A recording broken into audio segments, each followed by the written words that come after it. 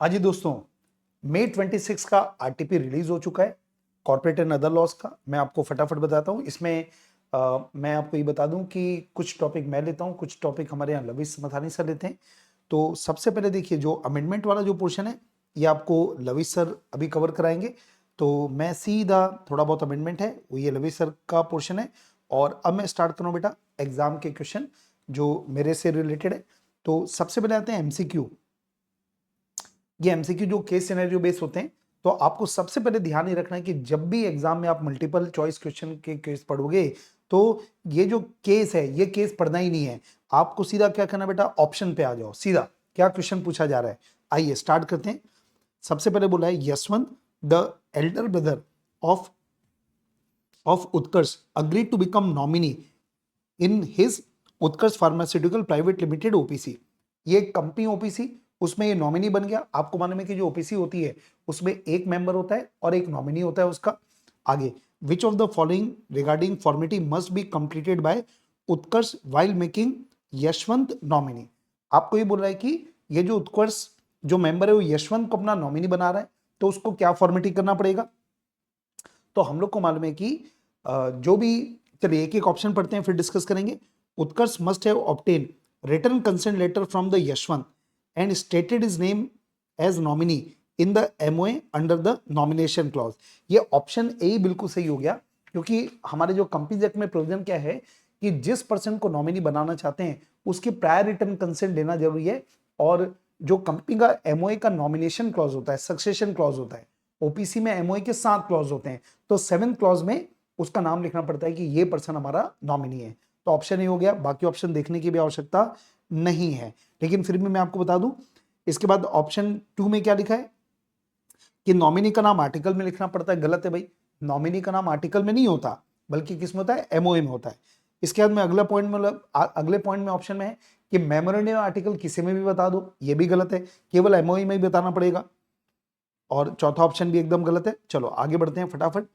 Second number है, it is clear from the case scenario, ऊपर में जो भी केस में दिया होगा उसके हिसाब से, Yashwant has formed Vinayak multi care hospital private limited. ये जो यशवंत है इसने एक प्राइवेट कंपनी बनाया, प्राइवेट लिमिटेड मतलब प्राइवेट कंपनी है, विद 60 शेयर होल्डर। इसके 60 शेयर होल्डर है। प्राइवेट कंपनी में मैक्सिमम कितने लोग होते हैं, 200। तो यहाँ पे 60 शेयर होल्डर है, मतलब कोई दिक्कत नहीं है। आगे बढ़ते हैं। Of which 2 share are ex employ. अच्छा जी, देखो अब क्या बोल रहा है, ये टोटल 60 शेयर होल्डर है, उसमें से 2 तो एम्प्लॉय है, एक्स एम्प्लॉय है जो पहले कभी एम्प्लॉय थे। Other 3 are still the employ, 3 और है जो अभी भी एम्प्लॉय है। ठीक है। Which of the following is correct option with relating to the maximum share to whom the shares may be allotted in the company। Okay, तो अब दोस्तों याद कीजिए प्रोविजन क्या था, सेक्शन 2 क्लॉज 68, कंपनीज एक्ट का सेक्शन 2 क्लॉज 68, ये private company का डेफिनेशन है। इसमें बोलता है कि प्राइवेट कंपनी में मैक्सिमम 200 लोग होंगे, लेकिन जब मेंबर्स की काउंटिंग होगी तो एम्प्लॉय और एक्स एम्प्लॉय को काउंटिंग में नहीं लिया जाएगा। तो अभी तक कंपनी में 60 मेंबर है, उसमें से जो 2 लोग हैं वो एक्स एम्प्लॉय है, उनको भी काउंटिंग नहीं करेंगे, और 3 लोग जो हैं वो करंट एम्प्लॉय, उसको भी छोड़ दो। तो कुल मिला के इफेक्टिवली इस प्राइवेट कंपनी में भी 55 मेंबर है, और मैक्सिमम मेंबर कितने हो सकते हैं, 200। तो कुल मिला के कंपनी जो है ना वो 145 लोगों को और अपना शेयर होल्डर बना सकती है। तो 145 को लोग हैं, 145 मेंबर को नए शेयर इशू कर सकती है। तो ये ऑप्शन सी बिल्कुल सही है। आगे बढ़ते हैं। Whether Utkarsh owner of Utkarsh pharmaceutical private limited OPC, अच्छा जी उत्कर्ष भी ओपीसी का एक मेंबर है, can carry out NBFC non banking financial investment activity including investment in security of body corporate. तो अब आपको मालूम है कि जो ओपीसी है उसमें ओपीसी 2 काम नहीं कर सकता, एक एनबीएफसी नहीं कर सकता और एक्टिविटी नहीं कर सकता, और दूसरा कोई दूसरी कंपनी के सिक्योरिटी में इन्वेस्टमेंट नहीं कर सकता। तो आंसर सीधा सीधा क्या जाएगा, नो। तो आप देखिए ऑप्शन 1 में कैन है, कैन है, कैन है, और यहां पर क्या है, कैन नॉट। मतलब ये जो उत्कर्ष है ये he can not undertake the carry out of, ये अंडरटेकिंग नहीं कर पाएगा, है ना, मतलब एनबीएफसी का काम नहीं कर पाएगा। तो इसलिए option number D is correct. आगे बढ़ते हैं। 4th नंबर, देखो भाई सबसे खास बात क्या है, अभी तक हमने वो 2 पन्ने पढ़े ही नहीं जो केस सिनेरियो में दिए हुए हैं, यही ध्यान रखना है आपको। सीधा ऑप्शन पढ़ो और खुश रहो। Vinayak multi care hospital is incorporated as private company, okay जी, ये प्राइवेट कंपनी बनी है with 60 shareholder and 5 employee shareholder, उसमें 60 शोल्डर है और 5 एम्प्लॉय शोल्डर भी है, मतलब 65 लोग हैं। For determining if it breaches the statutory limit on the number of member in a private company, how should employee shareholder be counted under the Companies Act? आप एक बात बताओ बेटा, क्या एम्प्लॉय जो कि शेयर होल्डर है उनको काउंट करेंगे क्या? आंसर है नो, एम्प्लॉय शेयर होल्डर को काउंट नहीं करेंगे। तो आप खोज लो भाई ऑप्शन क्या लिखा है। आपको ऑप्शन 1 बोलता है all the share holder plus 5 employ must be counted, गलत है, एम्प्लॉय को काउंट नहीं करते। फिर बोलता है only 5 employ share holder counted, ये भी गलत है। अगला point, only the share holder who are not employ are counted because employ share holder are excluded. ये जो ऑप्शन दिया गया है ये 100% बिल्कुल ही सही ऑप्शन दिया है कि केवल जो only the share holder who are employ ही विल नॉट बी काउंटेड। चलो अच्छा, डी तो अजीब ही बोलता है ना तो 60 लोग काउंट होंगे ना 5 लोग काउंट होंगे, तो काउंट क्या करोगे? गलत बात है। ये सेकंड केस सिनेरियो आपको लवी सर कवर कराने वाले हैं। चलिए आगे बढ़ते हैं। इसके बाद अब आते हैं इंडिपेंडेंट एमसीक्यू में 9th नंबर, ये आपको लवी सर कराने वाले हैं, अभी तुरंत स्टार्ट होगा। 10th नंबर भी वो कराने वाले, उनका पार्ट है। अब मैं आता हूँ 11th नंबर। आइए, अभी ये एग्जाम का क्वेश्चन है, चलिए पढ़ते हैं ध्यान से। पूरा सब्जेक्टिव क्वेश्चन है, डिस्क्रिप्टिव क्वेश्चन है। क्या बोलता है देखो आप, XYZ limited issued a prospectus, okay prospectus issue किया to raise fund for new manufacturing project. After successfully raising fund, company identified an investment opportunity in different industry 6 month later. Company के पास पैसा आ गया, उसके बाद कंपनी को लगा 6 महीने के बाद कि हमको पैसों को कहीं और भी लगाना चाहिए। Requiring significant portion of the fund, मतलब जो प्रोस्पेक्टस से जो फंड जनरेट किया था उससे उसका काफी हिस्सा आप एक नए इन्वेस्टमेंट में लगाना चाहते हैं। Propose investment involve in trading in equity share of other listed company, और ये पैसा कहां लगाना चाहते हैं? अदर लिस्टेड कंपनी में इन्वेस्टमेंट करना चाहते हो। चलो आगे बढ़ते हैं। The BOD suggest varying the original objective for which fund was raised to allow this new investment and recommended passing of SR in the company general meeting. While the promoter and continuing shareholders supported this change, some shareholders expressed concern, particularly regarding deviation from the initially stated purpose of the fund. तो company के हिसाब से आपको advice करना है कि वो जो पैसा है उसको न्यू इन्वेस्टमेंट में लगा सकते हैं कि नहीं लगा सकते। तो कंपनीज एक्ट का सेक्शन नंबर 27 फटाफट रिकॉल कर दूं। कंपनीज एक्ट का सेक्शन 27 ये बोलता है कि प्रोस्पेक्टस में अगर जो टर्म्स ऑफ कॉन्ट्रैक्ट दिया है उसमें कोई वेरिएशन होता है, या प्रोस्पेक्टस में जो आपने ऑब्जेक्ट छापा है उस ऑब्जेक्ट में कोई वेरिएशन होता है, तो उस केस में मतलब कंपनी ने प्रोस्पेक्टस इशू किया और ये वेरिएशन हुआ, तो वो जो कंपनी का जो ऑब्जेक्ट है, आप उस ऑब्जेक्ट के अलावा दूसरे ऑब्जेक्ट में पैसा लगाना चाहते हो तो वो लगा सकते हो, लेकिन उसके लिए कुछ इंपॉर्टेंट कंडीशन है। पहले तो बोला एसआर पास करना पड़ेगा, लेकिन एक चीज ऐसी है जो आप उस ऑब्जेक्ट में पैसा लगा ही नहीं सकते, और वो है other equity share, other listed company की इक्विटी शेयर में आप इन्वेस्टमेंट कर ही नहीं पाओगे आप। तो यहां पे वही बात हो रहा है कि कंपनी ने जिस ऑब्जेक्ट के लिए पैसा दिया, कंपनी उनमें से कुछ पैसों को कोई अदर यूज करना चाहती है, और अदर यूज क्या है? इक्विटी शेयर में अदर लिस्टेड कंपनी के इक्विटी शेयर में इन्वेस्टमेंट करना ये अलाउड ही नहीं है। तो आंसर क्या हो गया सेक्शन 27 के बेस पर कि हालांकि एसआर तो पास हो गया और सही है, लेकिन आप अदर इक्विटी शेयर में इन्वेस्टमेंट करें, इट इज नॉट अलाउड। चलो आगे बढ़ते हैं। 12th नंबर, 12th नंबर है जॉन प्राइवेट लिमिटेड। ये एक अनलिस्टेड कंपनी है, 2012 में बनी है। कंपनी की शेयर कैपिटल है 50 करोड़ रुपए। कंपनी ने स्वेट इक्विटी शेयर इश्यू करना क्या फैसला लिया डायरेक्टर एम्प्लॉय को? Sweat equity share section number 54 of the companies act. अच्छा जी ठीक है। कंपनी ने 10% स्वेट इक्विटी शेयर इशू किया, जो कि टोटल 30% हो गया, पेड अप कैपिटल का 30% तक हो गया। ओके, लॉकिंग पीरियड कंपनी ने 5 साल फिक्स किया है। Okay, as it is a startup company, ये यहां पे सबसे खास बात हो गई। अब मैं आपको थोड़ा सा लॉ बता दूं कि जो स्वेट इक्विटी शेयर्स है वो 1 साल में 15% की लिमिट है, और ओवरऑल 25% से ज्यादा नहीं हो सकता। लेकिन अगर स्टार्टअप है तो उस केस में मैक्सिमम लिमिट इज 50%। तो अब यहां पे साफ साफ क्या बोला, एक स्टार्टअप कंपनी है। अब जब स्टार्टअप कंपनी है तो आप अभी 10% स्वेट इक्विटी शेयर इशू कर रहे हो, और लिमिट टोटल उसके बाद हो कि कितना हो जाएगा 30%। तो जो स्टार्टअप है वो शुरू के 10 साल में 50% तक कर सकती है, मतलब ये लिमिट तो बिल्कुल सही है, कोई दिक्कत नहीं है। लेकिन एक दिक्कत है दोस्तों, यहाँ जो लॉक इन पीरियड है वो लॉ में साफ साफ लिखा है 3 साल होगा। कितना होगा? 3 साल। और कंपनी ने लॉक इन पीरियड कितना रख दिया? 5 साल। तो चाहे आपकी स्टार्टअप हो या कोई भी नॉर्मल कंपनी हो, लॉक इन पीरियड मैक्सिमम 3 साल होगा। तो कुल मिला के क्या बोलेंगे, लिमिट तो सही है पर ये जो है ना ये गलत है, 5 साल का नहीं हो सकता। चलो जी आगे बढ़ते हैं। क्वेश्चन नंबर 13 में है, आरएस लिमिटेड को एक शेयर एप्लीकेशन मिला 50 लाख का, वो 1 जून 2019 को मिला, लेकिन कंपनी ने अलॉटमेंट नहीं किया। ठीक है जी, within the prescribe time limit share application money 5 lakh जो मिला था मिस्टर खन्ना से, जो कस्टमर था, उनको रिफंड किया गया बुक एडजस्टमेंट के द्वारा, और ये किया गया 30 जुलाई 2019 को। The company secretary of RS Limited reported to the BOD that entire amount of 50 lakh shall be deemed to be deposit on 31st July 2019 and the company is required to comply the provisions of Companies Act applicable to acceptance or deposit in relation to the amount. You are required to examine the validity of the reporting of CS. ठीक है जी, मतलब आप समझ सकते हैं ये जो है ना ये प्रोविजन किससे रिलेटेड है? डिपॉजिट के बारे में। अब डिपॉजिट में कॉन्सेप्ट क्या है, एक बार फटाफट रिवाइज कर लेते हैं। कॉन्सेप्ट ये है कि अगर कंपनी को एप्लीकेशन मनी मिला तो कंपनी को विद इन 60 डेज अलॉटमेंट करना पड़ेगा। अगर कंपनी ने 60 डेज में अलॉटमेंट नहीं किया तो 60 डेज खत्म होने के बाद अगले 15 दिन में पैसे वापस करने पड़ेंगे, और अगले 15 दिन में पैसे वापस नहीं किए तो उस केस में वो डिपॉजिट माना जाएगा। ये डिपॉजिट के रूल्स में लिखा है। चलो अब हम लोग कैलकुलेट कर लेते हैं। यहां पे कंपनी ने पैसा कब लिया है? 1 जून 2019 को, ठीक है, और कंपनी ने अलॉटमेंट नहीं किया, फेल टू अलॉट। तो कितना टाइम है आपके पास? आपके पास 60 दिन का तो टाइम है अलॉटमेंट करने का।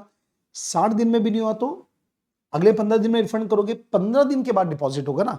तो एक बार यहां से कैलकुलेट करते हैं। 1 जून के बाद 60 दिन आपको कैलकुलेट करना है। तो कैलकुलेशन कैसे होगा? जून 30 दिन का होता है तो 29 दिन जून के गिन लो, तो ये हो गया 30 जून आपका। अब 29 दिन हो गया, और जुलाई का कितना ले लो? 31, 31 दिन, तो ये हो गया 60 डेज। मतलब कुल मिला के क्या हुआ, 31 जुलाई तक आपके पास समय अलॉटमेंट करने का। अगर आप 31 जुलाई तक अलॉटमेंट नहीं करोगे तो 31 जुलाई को भी डिपॉजिट नहीं मानेंगे 15 दिन के बाद। तो 31 जुलाई के बाद 15 दिन कैलकुलेट करोगे तो क्या हो गया? 15/8, मतलब 15 अगस्त।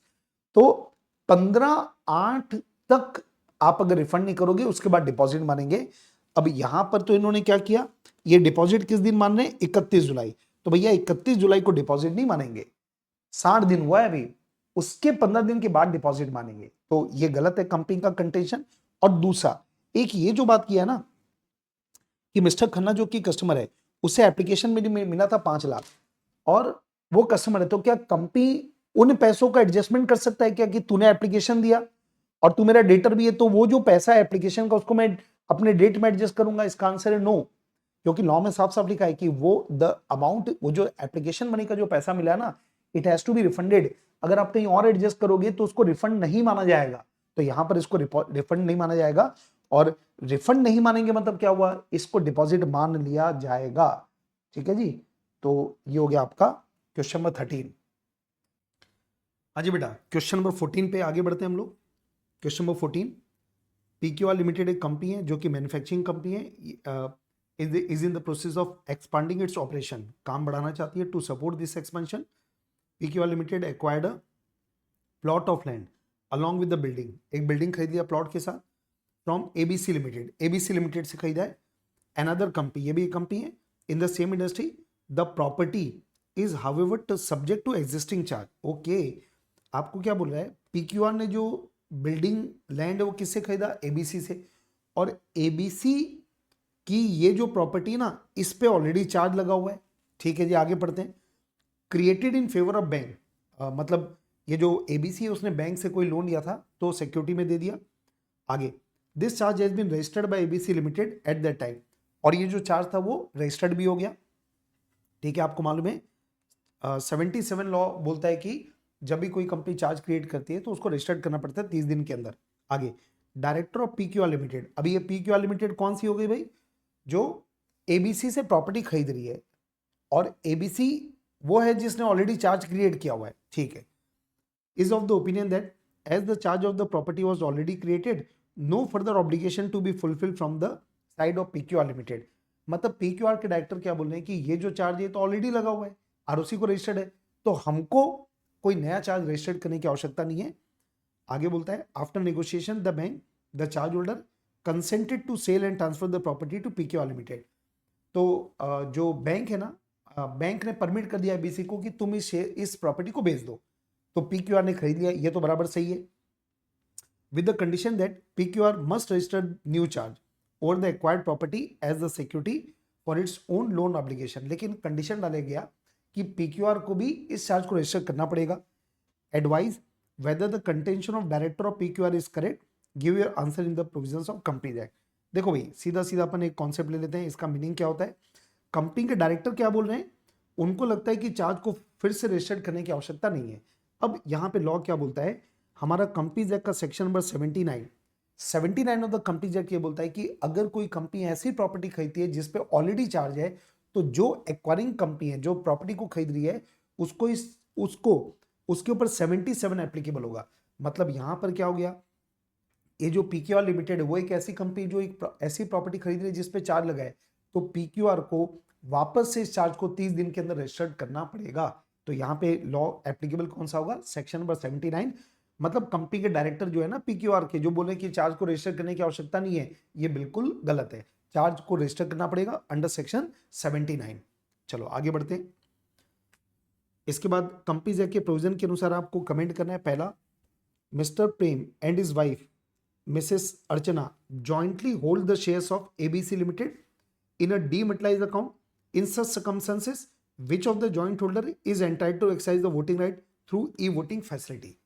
देखो, ये कॉन्सेप्ट हो गया आपका जॉइंट होल्डर के बारे में। जॉइंट होल्डर के केस में क्या होता है, कंपनी का जो नाम है, कंपनी के आरोप में जो नाम है, मान लो नाम पहले प्रेम का है फिर अर्चना का है, तो उस केस में जॉइंट होल्डर के केस में रजिस्टर ऑफ मेंबर में जिसका नाम पहले नंबर पर होता है, कंपनी उसी को नोटिस भेजती है, कंपनी उसी को डिविडेंड भेजती है, कंपनी उसी को बोनस देगी, और कंपनी नोटिस उसी को देगी, और मीटिंग में वोटिंग राइट भी उसी को मिलेगा। तो कुल मिला के जॉइंट होल्डर के केस में जिसका नाम फर्स्ट नंबर पे लिखा होता है आरओएम में, उसके पास वोटिंग राइट होता है। तो वोटिंग राइट किसको हुआ है भाई, जिसका नाम फर्स्ट लिखा हुआ है। अब इस क्वेश्चन में लिखा नहीं कि फर्स्ट होल्डर कौन है, तो ये लोग म्यूचुअली डिसाइड करके बताएंगे कि फर्स्ट होल्डर कौन है, तो उसके हिसाब से वोटिंग राइट मिलेगा। Second number, AGM of the company schedule to be convened on 10 सितंबर 25, 10 सितंबर को एजीएम करना चाहते हैं। Determine the duration of the remote e voting period and specify the time at which such e voting shall be concluded. मतलब जो e voting है, e voting का लॉ है सेक्शन नंबर 108। तो 108 का लॉ ये बोलता है कि आपका जो ई वोटिंग है वो कम से कम 3 दिन पहले चालू जाना चाहिए, और ई वोटिंग एंड कब होगा, जो जिस दिन एजीएम आपकी हो रही है उसके एक दिन पहले शाम को 5 बजे तक। तो इसका मतलब क्या हुआ, इसका मीनिंग क्या हुआ, इसका भाइयों मीनिंग ये हुआ 10 तारीख को मीटिंग है, तो ई वोटिंग क्लोज कब होगा, 9 सितंबर को शाम को 5 बजे क्लोज करना पड़ेगा, और कम से कम 3 दिन ओपन करना पड़ेगा। तो 3 दिन मतलब क्या हुआ, 7 तारीख से ओपन करो, ताकि 7, 8, 9, तो ये इसका आंसर होगा। 7 से लेकर 9 तारीख तक आपको ई वोटिंग के लिए ये ओपन करना पड़ेगा। वो ई वोटिंग कंक्लूड हो जाएगी 9 तारीख को, 9 सितंबर को। चलिए आगे बढ़ते हैं। इसके बाद question number 16, prime industry limited एक पब्लिक कंपनी है जिसमें 800 मेंबर है। इन्होंने एजीएम कॉल किया 11 बजे 15 मार्च 2027 को, ठीक है। Article do not prescribe for higher quorum. अच्छा, कोरम का लॉ है, आपको मालूम है कोरम के बारे में सेक्शन नंबर 103 में प्रोविजन है। तो 800 मेंबर है, पब्लिक कंपनी में अगर 800 मेंबर है तो कोरम होगा 5 मेंबर पर्सनली प्रेजेंट का, ठीक है। और 11 बजे मीटिंग है, इसका मतलब आधे घंटे तक वेट करते हैं, दैट इज 11:30 बजे तक वेट किया जाएगा कोरम का। ये पढ़ के समझ आ रहा है, आइए पढ़ते हैं क्या लिखा है। Eight the meeting following individuals were present. Meeting में कौन कौन आया, राहुल शर्मा, प्रिया पटेल, विक्रम सिंह, ये तीनों इंडिविजुअल मेंबर है। प्रेजेंट इन पर्सन, ये स्वयं आए, तो इनको 3 काउंट कर लो भाई। आगे बढ़ते हैं। Arjun Mehta authorize by horizon private limited a corporate member through a board resolution. तो ये होरिजन प्राइवेट लिमिटेड इस कंपनी के मेंबर है, उन्होंने अर्जुन मेहता को अपॉइंट किया। तो यहाँ पे सेक्शन नंबर 113 एप्लीकेबल होता है, और 113 में साफ साफ लिखा है कि अगर बॉडी कॉर्पोरेट कोई कंपनी के मेंबर है तो वो किसी को भेजेगी तो उसको पर्सनली प्रेजेंट माना जाएगा। तो इसको भी एक गिन लो। आगे, Neha Kapoor authorize by Sumit limited another corporate member through board resolution, ये भी सेम है। तो सुमित लिमिटेड ने नेहा कपूर को अपॉइंट किया, यहां पर भी 113 लगेगा और एक ये भी काउंट होगा। अच्छा जी, करण माया टू इंडिविजुअल है, प्रेजेंट ओनली बाय प्रॉक्सी, ये लोग खुद नहीं है बल्कि प्रॉक्सी के थ्रू आए, प्रॉक्सी को कोरम में काउंट नहीं करेंगे, तो 3 और 2 कितने हो गए 5, मतलब देखा जाए तो कोरम तो अपना प्रेजेंट हो गया। चलो पढ़ते हैं यहाँ पे क्या लिखा है। जो अर्जुन मेहता है, मतलब ये वाला इंसान अर्जुन मेहता, ये 11:15 बजे आता है। अब आपको कोरम के बारे में बताना है आपको। पहला बोला whether the quorum is met at the start and during the meeting, क्या कोरम हो गया क्या, तो बिल्कुल हो गया, क्योंकि 5 होना चाहिए, 5 हो गए, तो कोरम इज प्रेजेंट। इसके बाद बोला क्या ये मीटिंग वैलिड होगी अगर जो अर्जुन मेहता है वो मीटिंग में 11:15 बजे आता है, तो आंसर है यस, क्योंकि कोरम जो है ना वो 11:30 बजे तक वेट किया जाता है, आधे घंटे तक देखा जाता है, तो यहां पर आधा घंटा अभी हुआ नहीं है, तो कोरम इज प्रेजेंट। तो ये कंपनी जैक का मेरा पोर्शन खत्म। अब नेक्स्ट पार्ट ले रहे हैं Lavish sir. Thank you. Hello friends, इसमें अभी हम लोग मई 26 की revision test paper of corporate law discuss करने वाले हैं इस वीडियो में। हम इसमें मैं बेटा अपना पोर्शन आपके साथ डिस्कस कर रहा हूँ। Let us start with MCQs first. तो दोस्तों, जो LLP से रिलेटेड केस सिनारियो 2 है, उसमें ज़्यादातर क्वेश्चंस बिना केस पढ़े भी बन सकते हैं।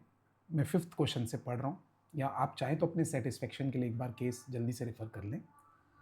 तो इसमें लिखा है, what is the general consequence when LLP is reduce to only one partner because other partners leave and no new partner is admitted with in prescribe time. यानी अगर सिर्फ सिंगल पार्टनर्स ने LLP को कैरी किया beyond prescribe time, तो उसका क्या consequence होता है। तो बेटा इसका आंसर है कि जो सिंगल पार्टनर है ना, उसकी फर्म एक लाइक प्रोप्राइटरशिप हो जाती है, और वो सारी की सारी बिजनेस की लाइबिलिटीज़ के लिए खुद लाइबल हो जाता है। इसीलिए सी पॉइंट इसका सही जवाब होगा कि ये ऑटोमेटिकली सोल प्रोप्राइटर बन जाता है एक फर्म। सेकेंड क्वेश्चन है, if LLP continues business with only one partner beyond statutory grace period without admitting new partner, then what is the typical nature of remaining partners liability for obligation incurred during that default period। तो default period 6 महीने के बाद चालू होता है, उस period की liabilities का क्या इंपैक्ट होता है पार्टनर के ऊपर। तो उसका सही जवाब है दोस्तों कि उन लाइबिलिटीज के लिए वो पर्सनली लायबल होता है। इसीलिए बी ऑप्शन सही जवाब होगा, द रिमेनिंग पार्टनर में be held personally liable for obligations incurred during non compliant period. 7th question में आते हैं। इस केस की स्टडी में ऊपर दिया हुआ है कि एक पार्टनर थे, 2 पार्टनर थे एक्स और वाई। वाई ने प्रॉपरली लॉ को फॉलो करते हुए रिजाइन किया था, तो वाई के साथ उसका क्या फायदा मिलेगा उसको। Assume that mister Y resign from ABC LLP and his cessation has been duly filed and recorded. ये वाली बहुत इंपॉर्टेंट बात है, रिजाइन करने के बाद उसका रेजिग्नेशन ROC के पास रिकॉर्ड हो चुका है। And mister A creditor supplies goods 2 months later, 2 months later यानी वाई के चले जाने के बाद 2 महीने बाद क्रेडिटर ने गुड्स सप्लाई किया था, relying on old stationery still showing mister Y as partner. पर उसको बिल वगैरह में देख के लग रहा था कि मिस्टर वाई अभी भी पार्टनर है, पर उसने वाई के जाने के बाद गुड्स सप्लाई किए थे। तो क्या वाई इस नए डेप्ट के लिए लायबल होगा क्या, ये क्वेश्चन है। तो दोस्तों आंसर है नहीं होना चाहिए वाई को लायबल, क्योंकि वाई अगर रिज़ाइन कर चुका है और उसका रेजिग्नेशन ROC को फाइल हो चुका है, तो उसके बाद वो फर्म के डेप्ट के लिए बिल्कुल लायबल नहीं होगा। इसीलिए 7th का आंसर होगा Y has no liability because he has validly cease to be a partner. 8th question में आते हैं। Can suppliers proceed against mister X personal property for recovery of 50 lakh. ऊपर केस स्टडी में लिखा है कि एक्स को पता चल चुका है कि वाई निकल चुका है, तो भी वो स्टैट्यूटरी पीरियड के बियॉन्ड 6 months के बियॉन्ड ही कंटिन्यूज टू बी पार्टनर। अब वो इतना बड़ा पंगा लेगा दोस्तों, तो फिर जो भी फर्म की लाइबिलिटी होगी वो तो मिस्टर एक्स की पर्सनल लाइबिलिटी बन जाएगी ना। इसीलिए 8th क्वेश्चन का आंसर होगा कि सप्लायर के ड्यूज के लिए एक्स पर्सनली लायबल होगा दोस्तों। 9th MCQ पढ़ते हैं। एक कंपनी है XYZ लिमिटेड जिसमें 51% share state government of Maharashtra के पास है, तो इसीलिए दोस्तों ये गवर्नमेंट कंपनी बन गई। अब क्वेश्चन है कि गवर्नमेंट कंपनी का अपकमिंग फाइनेंशियल ईयर के लिए ऑडिटर कौन अपॉइंट करेगा, तो very easy answer, government company का ऑडिटर CAG अपॉइंट करता है, इसीलिए इसका आंसर B फॉर बॉम्बे होगा दोस्तों। 10th क्वेश्चन में आते हैं, ये CSR की एप्लीकेबिलिटी के ऊपर है, 135 सबसेक्शन 1 CSR कमेटी के ऊपर। कंपनी लिस्टेड है, उसका नेटवर्थ 480 करोड़ है, तो ये तो थ्रेशोल्ड से कम है, थ्रेशोल्ड 500 करोड़ होता है। टर्नओवर 1200 करोड़ है, ये थ्रेशोल्ड से ज़्यादा है, थ्रेशोल्ड 1000 करोड़ होता है। और नेट प्रॉफिट 3 करोड़ है, जो कि थ्रेशोल्ड से कम है 5 करोड़ के। क्या इस कंपनी के ऊपर CSR प्रोविजन अप्लाई होंगे, तो आंसर है बिल्कुल होंगे, यस, क्योंकि उसका टर्नओवर थ्रेशोल्ड के ऊपर चला गया, इसीलिए इसका आंसर ए होगा दोस्तों। So this are MCQs for you. आइए दोस्तों डिस्क्रिप्टिव क्वेश्चंस पढ़ते हैं अब। LLP का दोस्तों बहुत ही बढ़िया क्वेश्चन आया हुआ है, ये कॉम्प्रोमाइज अरेंजमेंट और रिकंस्ट्रक्शन के ऊपर टॉपिक है। Bright consultants LLP is facing temporary financial difficulties and it proposes a compromise with its unsecured creditors for payment of 70% of outstanding dues in full settlement। यानी ये लोग 100 रुपीज़ में से 70 rupees दे के फुल सेटलमेंट करना चाहते हैं। Application is made before the tribunal by one of the partners of LLP seeking directions to convene meeting of creditors. The tribunal orders the meeting to be held। तो ये सब करने के लिए दोस्तों ट्रिब्यूनल जब ऑर्डर करता है क्रेडिटर्स की मीटिंग तभी आगे बढ़ पाता है, तो इस केस में अभी तक ट्रिब्यूनल ने परमिशन दे दी मीटिंग होल्ड करने की। At the meeting creditors representing 75% in the value of outstanding डेब्ट voted in favour of the proposed compromise. तो दोस्तों यही थ्रेशोल्ड होता है 75%, इतने लोग ने एग्री कर लिया तो अभी तक तो it's going good. The LLP however the LLP thereafter approaches the tribunal for sanction of the scheme। तो इसके बाद ये LLP ने अप्रोच किया ट्रिब्यूनल को। However the LLP fails to disclose in its application that investigation proceeding is pending against it under LLP Act। ये गलत कर दिया इन्होंने, इनको डिस्क्लोज करना चाहिए था। And after obtaining tribunal sanction order, it does not file the order with ROC within 30 days। ये गलती कर दी। And the dissenting creditor challenge the validity of the compromise on these two grounds। अपने को decide करना है whether the compromise can be sanctioned by the tribunal despite non-disclosure of pending investigation। नहीं, ऐसा नहीं हो सकता, ये डिस्क्लोज नहीं होगा तो ट्रिब्यूनल सैंक्शन नहीं कर सकती। And whether the compromise becomes effective and binding if the tribunal order is not filed with ROC। ये भी गलत, क्योंकि जब ROC के पास फाइल होगा तभी वो बाइंडिंग बनेगा। आइए एक बार आंसर पढ़ लेते हैं इसका।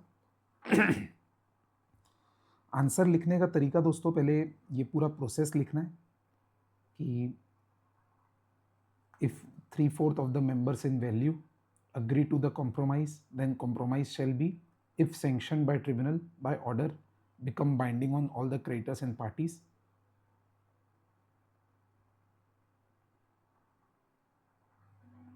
बस यहीं तक लिखना है, इसमें ये पार्ट लिखने की आवश्यकता नहीं है, on all partners and on the LLP, यहाँ तक लिखने की कोई आवश्यकता नहीं है ये। और no order sanctioning the compromise shall be made by tribunal unless tribunal is satisfied that LLP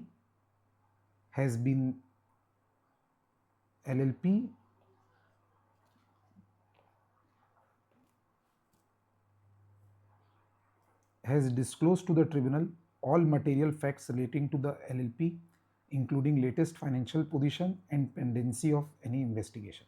तो ट्रिब्यूनल को कोई ऑर्डर पास ही नहीं करना है जब तक ट्रिब्यूनल ये सेटिस्फाई नहीं हो जाए कि LLP ने सारे मटेरियल फैक्ट्स डिस्क्लोज कर दिए हैं। इसी वजह से और उसके बाद ये भी प्रोविजन इंपॉर्टेंट है, order made by tribunal shall be filed by LLP with ROC with in 30 days after making of such order. तो ये हो गया बेटा लॉ, ये हो गया लॉ, ये लॉ का पार्ट 1, ये लॉ का पार्ट 2 और ये लॉ का पार्ट 3। इसके बेसिस पे आंसर देना है। Bright consultant failed to disclose pendency of investigation proceeding. Such disclosure was mandatory. Therefore, tribunal cannot validly sanction the compromise. ये हो गया फर्स्ट पॉइंट। एंड उसके बाद पार्ट 2 की requirement, LLP failed to file the order within 30 days. इसका consequence क्या होगा? The compromise does not take effect unless the tribunals order is filed with ROC with in 30 days. तो ये legal binding ही नहीं बनेगा दोस्तों। नेक्स्ट क्वेश्चन की तरफ चलते हैं। नेक्स्ट क्वेश्चन दोस्तों 18th क्वेश्चन GCA के ऊपर है। ये क्वेश्चन सेक्शन 17-18 के ऊपर है कि कोई व्यक्ति अगर रिप्लेस करता है किसी को कोई फॉर द टाइम बीइंग, तो उसके ऊपर भी सेम लॉज एप्लीकेबल होते हैं। वो वाला जो प्रोविजन पढ़े थे उसके ऊपर, ऑफिस बियरर्स के ऊपर। The National Infrastructure Authority Act 2005 provides that chairperson of the National Infrastructure Authority shall have the power to grant license for strategic highway projects. तो एक्ट में लिखा था कि चेयरमैन के पास पावर है। In 2024, the designation chairperson was replaced by managing director through amendment to the Parent Act, and the powers and functions earlier exercised by the chairperson were formally vested to managing director. तो act में amendment आ गया और उसके बाद managing director को ये power दे दिया गया चेयरपर्सन की जगह। A dispute arose when a company challenge the validity of licence granted by managing director on the ground that original provision of the act referred only to chairperson and not managing director. तो जब बाद में managing director ने licence grant किया तो एक company ने challenge किया कि ओरिजिनल एक्ट में तो ये लिखा था कि चेयरपर्सन के पास ही पावर है। The company contends that since the act specifically mentions chairperson, then only that office holder could exercise the power and not the successor authority. तो बेटा यहाँ पे चेयरपर्सन के बाद जो मैनेजिंग डायरेक्टर है ना, उसको सक्सेसर मानेंगे और सक्सेसर के पास सारे पावर होंगे जो प्रीडिसीसर के पास होते हैं। तो क्वेश्चन की रिक्वायरमेंट आपको हिंट दे रहा है सक्सेसर को ध्यान में रखते हुए, whether the licence granted by managing director is still valid. आइए दोस्तों 18th क्वेश्चन पढ़ते हैं। तो प्रोविजन है पहले लॉ की लैंग्वेज दोस्तों, जैसे अपन पढ़ते हैं ना, जो मैं लैंग्वेज इजी करके लिखवाता हूँ वही वाली लैंग्वेज लिखना है आपको। तो ये वाला है, according to section 18 it shall be sufficient for the purpose of indicating the relation of law to the successor to express its relation with the functionary or of the corporation. यानी the law which applies to a functionary shall automatically apply to his successor. मैंने easy language में इसको लिखवाया था आपको notes में। So ये पहले अंडरलाइन करना है, फिर ये प्रेजेंट केस में क्या हुआ, ये फैक्ट्स ऑफ द केस है यहाँ से यहाँ तक, क्वेश्चन को रिपीट करना है। The reference to successor will include the successor officer now designated as managing director, therefore licence granted by managing director is legally valid and company's contention is not tenable. आइए दोस्तों next question में चलेंगे। Interpretation of statute का बहुत interesting question आया है। पूरे facts को पढ़ेंगे पहले बेटा, फिर आंसर सोचेंगे। Central government enacted Industrial Regulation Act 1985. One of the provisions of the act uses the term processing unit, but the term is not specifically defined in that statute. For the last 30 years, licensing authorities across the country have consistently treated small packaging units as processing units under the act. Several industries have been granted license on this basis. यानी processing units में small packaging unit को मान लिया गया है, small packaging unit को processing unit माना गया है। The legislature has amended the act multiple times over the years but has never altered this interpretation. तो over a period of time ये मान चला आया है। Further in one case high court also accepted this long standing practice while deciding a dispute. Court ने भी small processing packaging unit को processing unit माना है। Recently, a new regulatory authority has taken a different view and denied license to packaging unit, arguing that processing unit should be interpreted strictly as per the dictionary meaning and not according to the past administrative practice. तो इन्होंने बोला नहीं, हम इसको बदलना चाहते हैं. The affected company challenges the decision and contends that long-standing usage and practice should guide the interpretation of statute. तो अफेक्टेड कंपनी ने बोला कि आप पुरानी प्रैक्टिस को कैसे कैंसिल कर सकते हैं. तो आपसे क्वेश्चन है कि यूसेज और कस्टम का क्या यूज़ होना चाहिए. तो आज ही दोस्तों अपन ने इंटरप्रिटेशन की रिवीजन क्लास की है. उसमें हम पढ़े हैं एक्सटेम्पोरेनिया कंटेम्पोरेनिया एक्सपोजिटियो में भी था कि ओल्ड स्टैट्यूट्स को रिफ़र करने के लिए प्रेजेंट अथॉरिटीज़ ने या पास्ट अथॉरिटीज़ ने कैसे इंटरप्रेट किया उसको महत्व देना चाहिए. और कस्टम्स आर द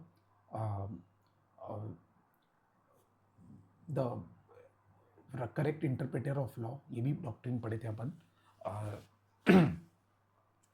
लीगम डॉक्ट्रिन करके एक था उसमें. तो आइए आंसर देखते हैं.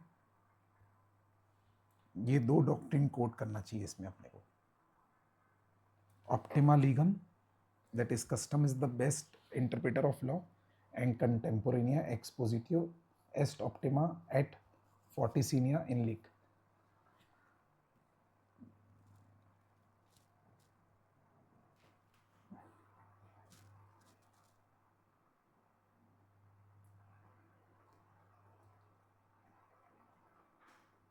जितना मैं बोलता हूँ उतना अंडरलाइन करेंगे इसमें. Usage or practice developed under the statute is indicative of the meaning.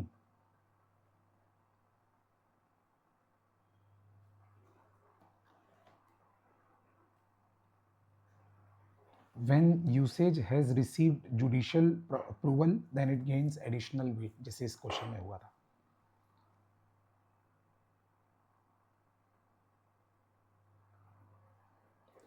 The best interpretation of statute is that which has been made by contemporary authority. Simply stated, ये repeat है. Old statute should be interpreted as they would have been at the time when they were enacted.